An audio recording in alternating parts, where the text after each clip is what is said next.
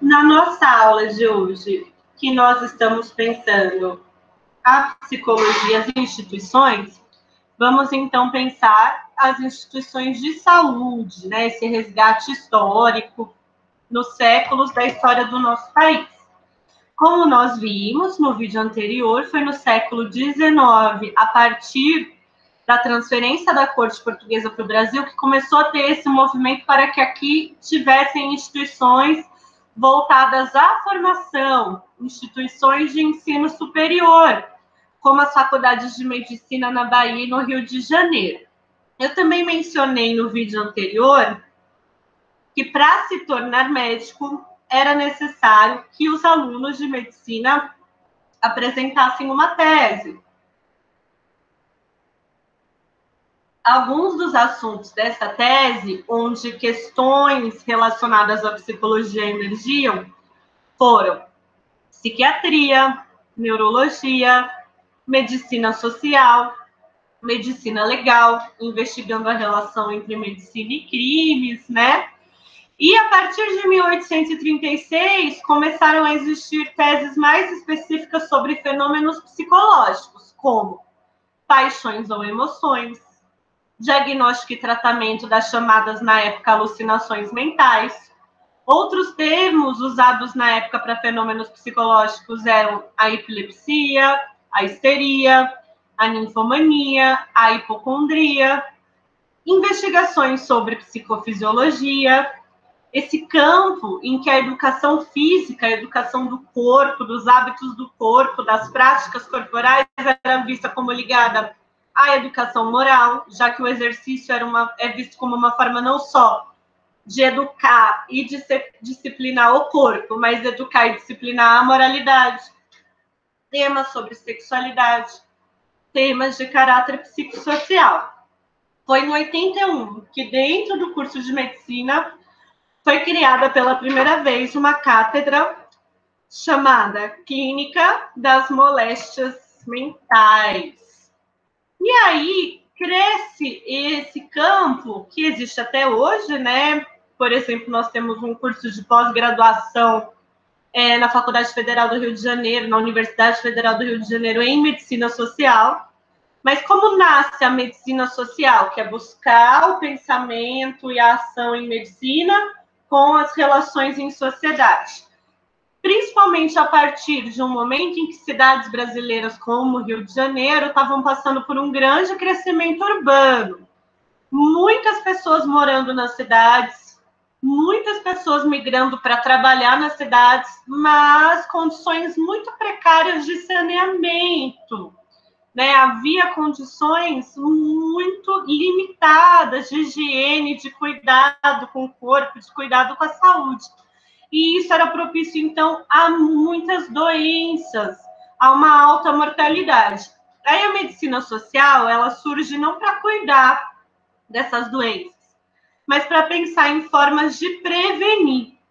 A questão é o quanto, na época, a ideia de saúde física, de saúde do organismo, era muito ligada à moralidade, à saúde moral, né? Então, o que tornaria as pessoas doentes?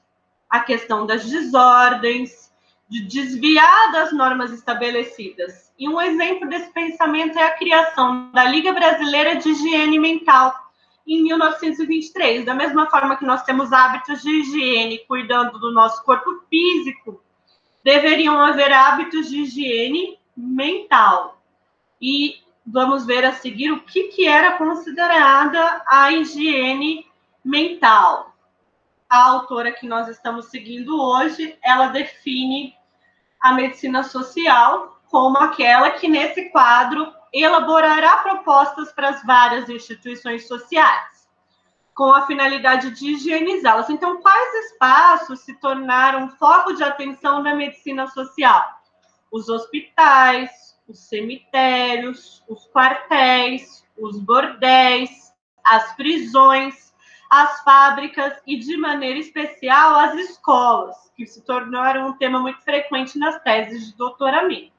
Então, vocês percebem o quanto essa preocupação com as práticas e as relações nas instituições ganha atenção aqui num momento de grande crescimento populacional, urbano, e num momento de condições muito precárias de cuidado, né? Então, como que esses espaços poderiam ser alvo, poderiam receber atenção no sentido de promover práticas preventivas, práticas de higiene.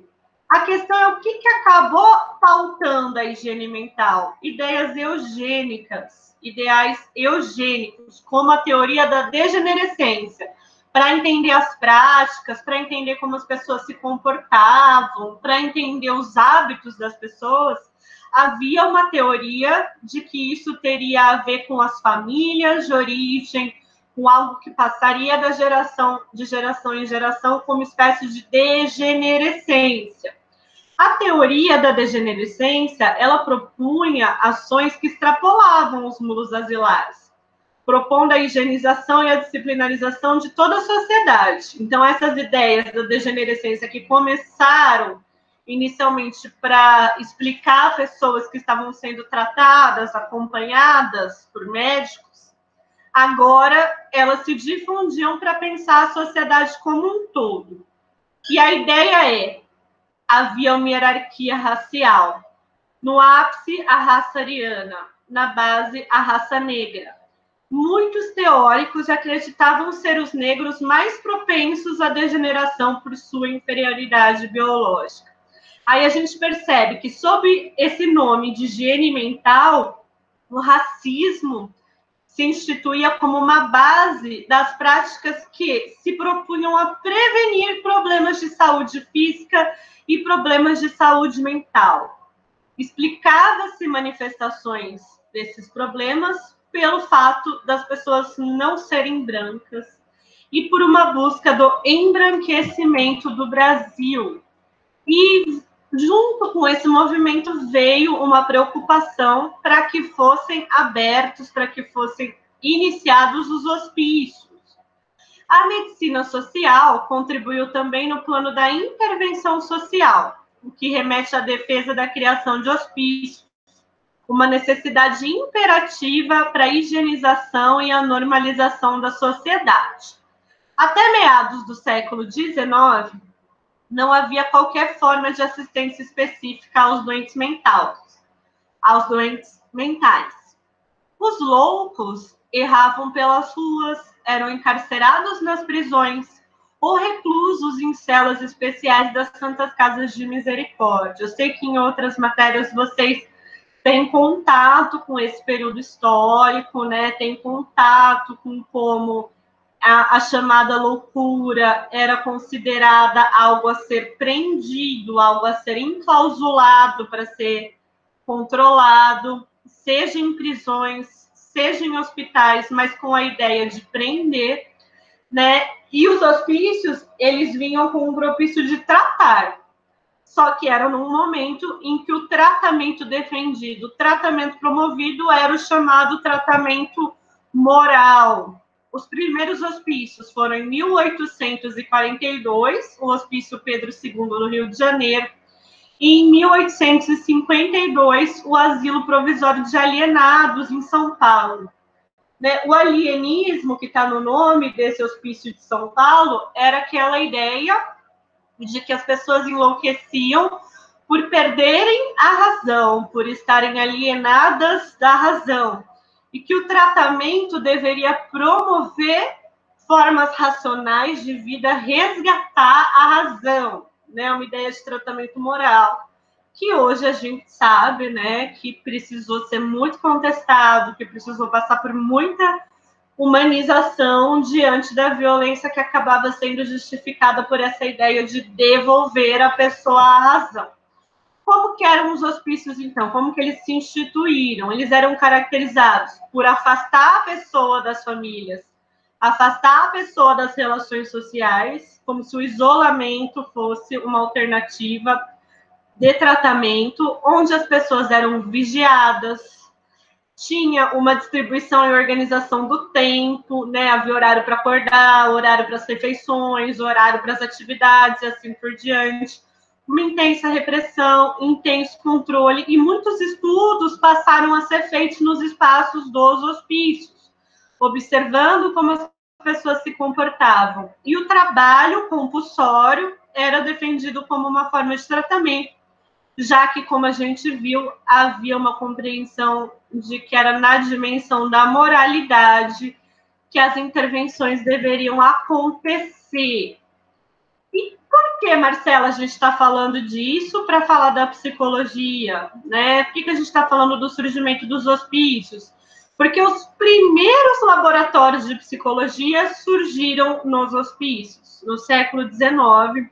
Os primeiros laboratórios voltados a estudar aspectos psicológicos surgiram nessas instituições. E isso deu definição de contornos para a psicologia como um campo de conhecimento e atuação autônomo. Vou ler o que diz Antunes, então, sobre esse movimento. É possível dizer que a medicina veio a ser, nesse período, um importante substrato para o desenvolvimento da psicologia no Brasil, mantendo uma tradição iniciada no fim do período colonial e, ao mesmo tempo, a superando.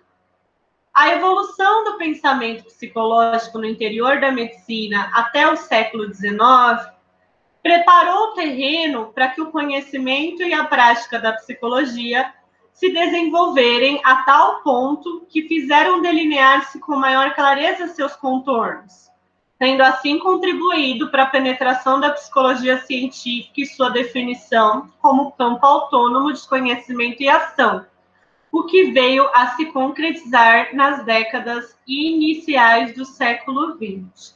Pensando então na nossa matéria de psicologia institucional, em que nós consideramos a psicologia também como uma instituição, é necessário olhar para essa história. Embora a gente lamente muito dessas ideias, essas ideias e práticas que foram o solo para a psicologia ter início. Essas ideias sobre degenerescência moral, sobre higiene mental, sobre a eugenia, que buscava um embranquecimento do país, o hospício como um espaço de controle, de repressão, de isolamento.